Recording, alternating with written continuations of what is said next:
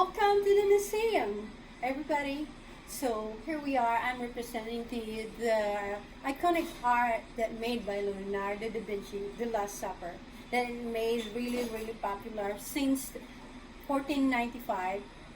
So the Last Supper painting is well known all over the world. You can find it in the recreations of it in hanging churches or even in the family kitchens.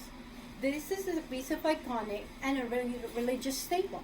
The painting depicts Jesus surrounded by his 12 apostles, and stated the gospel. This is a stated in the gospel.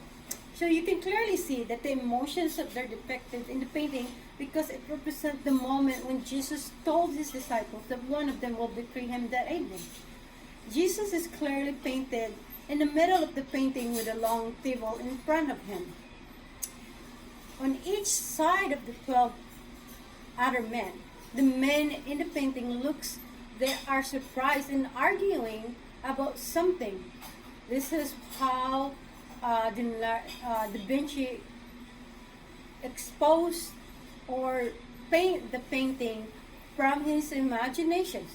The men in the painting looks as if they are surprised and arguing and about something. The detailing and compositions of the painting make it stand out even more. Each individual has their own depict emotions with Jesus, in which to heart with other people like do painting. That's how Leonardo da Vinci is really smart of it, like how she go out the emotions through reading, through painting. So the expressions and the gestures and make it so unique and intriguing. Da Vinci started this work in murals in 1495 and finished it in 3 years later in 1498. The paintings really became popular during this time and solidified his reputation. It became so popular it was recreated and copied thousands upon thousands of times. As an artist, Da Vinci was set on creating something that would propel him into fame or at least a good amount of recognition. He achieved through this painting. Religion was very important part of the world during this time, which every reason it was so popular.